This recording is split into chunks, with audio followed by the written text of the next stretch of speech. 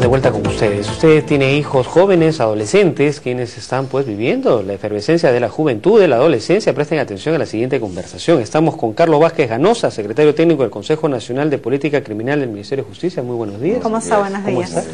Bueno, y se dice que para poder evitar que exista algún índice de criminalidad en los jóvenes hay que desarrollar planes de prevención. Planes que nos ayuden a evitar que ellos no opten por un camino que los conduzca hacia la ilegalidad y luego a una severa sanción. Y ustedes han lanzado el Plan Nacional de Prevención y Tratamiento del Adolescente. Le pediría que nos explique exactamente en qué se basa, en qué consiste, cuáles son los pilares de este plan. Bien, muchas gracias por la invitación. Efectivamente, existe ya un cambio desde la aprobación del plan y también algo que va a cambiar una vez se implemente el mismo.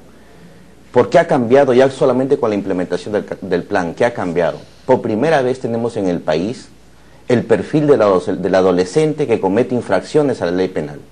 O sea, tenemos cuáles son los factores de riesgo que determinan que un adolescente en su vía de desarrollo determinen en él la comisión de un hecho ilícito. Se pensaba dos cosas en concreto, que existen adolescentes tardíos. Adolescente tardío es aquel que, por ejemplo, se une a sus pares violentos, sea pandillas a nivel del fútbol, barrial, y termina consumiendo drogas y comete un hecho delictivo. Y hay el adolescente precoz, aquel que afecta mucho, en su vía de desarrollo, muchos factores de riesgo determinan un incremento en la probabilidad de cometer un ilícito. Por ejemplo, a nivel de familia, a nivel de escuela, a nivel de comunidad, a nivel de pares. Esto, a nivel de educación, se ha contrastado por primera vez en el Perú. Y hoy día podemos decir que en el Perú nuestros adolescentes que cometen infracciones son adolescentes precoces, o sea, no son tardíos. ¿Qué significa esto? Por ejemplo, el 50% de la población que se encuentra hoy día de adolescentes que se encuentran en los centros de reinserción social, en los centros juveniles, más del 50% proviene de familias desestructuradas, disfuncionales. Es a nivel de familia.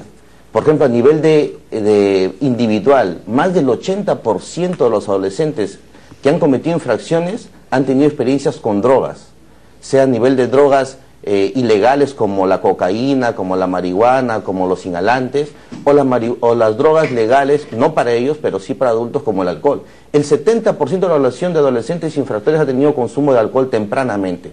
Es más, el 10% de los adolescentes son drogodependientes. Es decir, que cometen ilícitos para poder drogarse, ¿no? Por ejemplo, el 80% de los adolescentes a nivel de centros de reinserción social ha desertado escolarmente a temprana edad y se han dedicado a temas de labor que no era para su edad. Entonces han comenzado con familias disfuncionales a desertar escolarmente, a consumir drogas, luego a delitos pequeños o de bagatela, y luego han participado en crimen organizado, en tráfico de armas, es decir, ustedes han identificado de alguna manera, podríamos decir, las causas que podrían poner en un alto nivel de probabilidad de que se conviertan en criminales o que cometan actos delictivos. Un poco por lo que nos ha venido detallando. Ahora, ¿qué se propone hacer en este plan para, si ya conocen las causas, evitemos que las consecuencias se materialicen? Así es. Por eso mismo, ya solamente el hecho de tener las causas cambia el panorama, y lo que va a cambiar es que se han establecido 20 iniciativas multisectoriales donde ingresa el Ejecutivo, el Legislativo, los gobiernos locales, los regionales, las universidades, la Defensoría del Pueblo. Por primera vez todos articulados para establecer 20 iniciativas estratégicas en los factores de riesgo que he mencionado.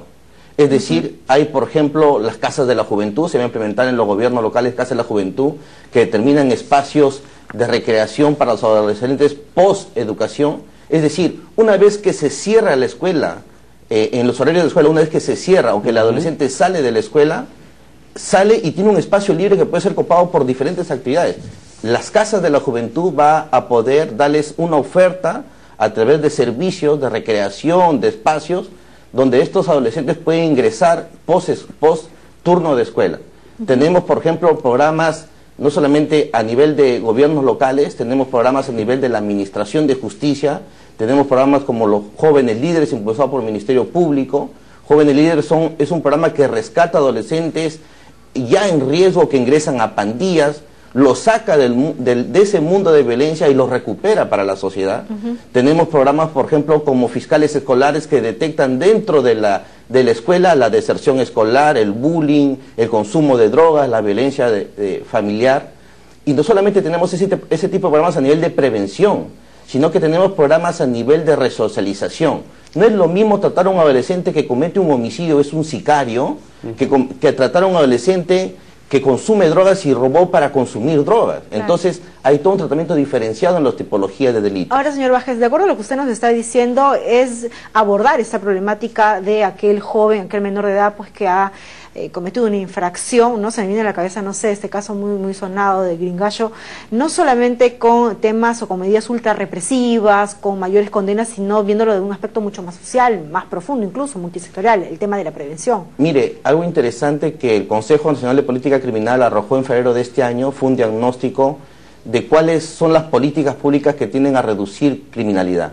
Y en los 20 años del país, los endurecimientos de las penas y la reducción de beneficios penitenciarios no ha ayudado en nada a reducir la criminalidad. O sea, hacer condenas o de repente sentencias mucho más fuertes, más exigentes, no aminora el resultado. Aumentar las penas y reducir beneficios para estos adolescentes o para cualquier persona no ha ayudado en los últimos 20 años a reducir la criminalidad. Porque esa no es la solución. La solución está en romper la cadena previa a la comisión del delito, es decir, los factores de riesgo. El que yo le imponga una sanción mayor a un adolescente de 6 años no va a ayudar en nada si es que él proviene de una familia disfuncional. Claro. Entonces, los problemas no están en aumentar las penas o en reducir sus beneficios o reducir la edad de responsabilidad penal para que ahora tratar a los adolescentes como adultos. Ahí no está la solución. La solución está en planes integrales como el que se ha aprobado el día de ayer, que ataca a factores de riesgos que determinan la probabilidad.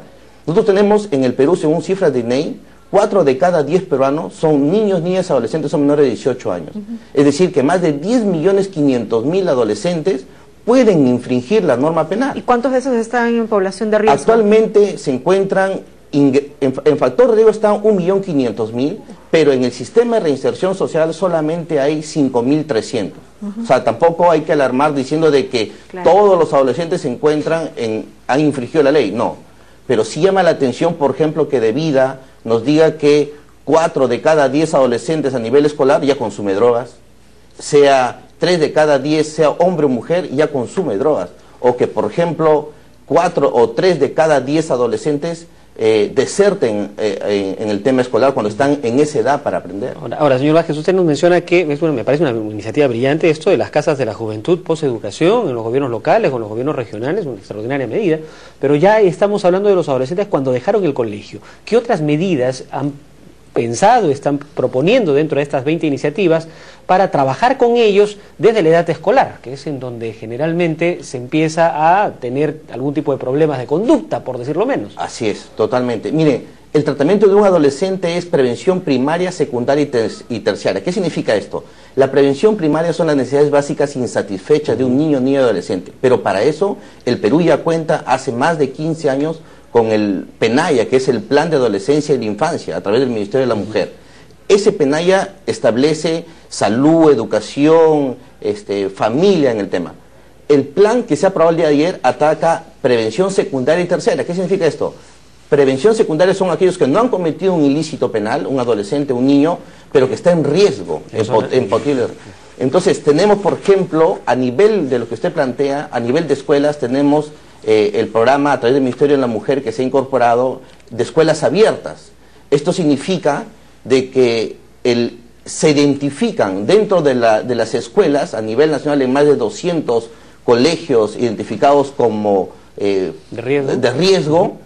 Si, por ejemplo, si esa población que se encuentra ha desertado, por qué deserta del tema escolar, si hay violencia en su familia, si proviene de familias disfuncionales, pero para eso se necesita todo un equipo multidisciplinario. O sea, no es un trabajo de una institución, sino de todas las instituciones. Entonces, este plan lo importante que plantea es que ingresemos, por ejemplo, Ministerio de Educación, Salud, Trabajo, Inclusión Social, Ministerio Público, Poder Judicial, Ministerio de Justicia, los gobiernos locales y regionales. Es un problema multisectorial. No se pueden atacar los problemas multisectoriales a nivel institucional. Bien, señor Baje, le agradecemos mucho. Ahora tenemos entendido que se van a elaborar pues un cronograma con todos estos programas a ejecutar dentro de ese nuevo Plan Nacional de Trabajo con los Menores de Edad, ¿no?, que va a ser aprobado luego por el Consejo de Ministros. Gracias por habernos acompañado esta mañana. Hemos estado con Carlos Vázquez Ganosa, secretario técnico del Consejo Nacional de Política Criminal del Ministerio de Justicia y Derechos Humanos. Julio. Bien, son las 8 de la mañana con 1 minuto. Nosotros tenemos en este instante